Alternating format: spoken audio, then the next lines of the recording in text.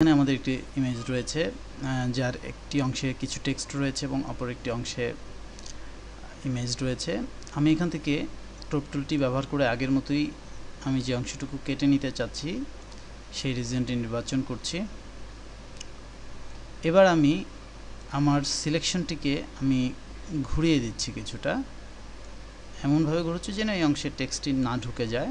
এখানে এই অংশটি কাটা যাবে, এখানে এই অংশটি, বাট এই রিজিয়নটি কিন্তু রেক্ট্যাঙ্গুলার হওয়া সত্ত্বেও এটি একটু কার্ভ অবস্থায় আছে, অর্থাৎ এটি একটি নির্দিষ্ট অ্যাঙ্গেলে আছে। বাট আমি যখন আমার এই পরিবর্তনটি কমিট করব, আমি দেখব যে আমার সিলেকশনটি সোজা হয়ে গিয়েছে কিন্তু আমার বক্সটি কার্ভ হয়ে গেছে। অনেক সময় বিভিন্ন থাম্বনেইল বা আর্টিস্টিক থাম্বনেইল তৈরির ক্ষেত্রে অথবা টিউটোরিয়ালের সাইটগুলোতে আমরা দেখব বিভিন্ন রকম থাম্বনেইল আমরা দেখতে পাই যেগুলো কার্ভ করা, সেটি আপনি খুব সহজে এভাবেই করে নিতে পারেন।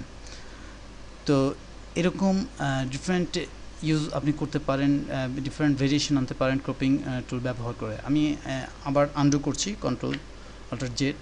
আমি যদি এই কাজটি আমি টেক্সটের উপর করতাম, লক্ষ্য করুন আমি টেক্সটটিকে বাঁকাচ্ছি। আমি এই টেক্সট অংশটুকু নিয়ে এন্টার চাপছি। লক্ষ্য করুন এটিও একটি স্টাইল দিচ্ছে, একটি ফ্ল্যাট একটি ডিজাইনকে এটি রোটেট করে এক ধরনের স্টাইল জেনারেট করছে। ফলে আমরা এভাবে আমাদের ডিজাইনে ভেরিয়েশন আনতে পারি এবং আমরা এই ক্রপ টুল ব্যবহার করে আমাদের ডিজাইনকে আকর্ষণীয় করে তুলতে পারি।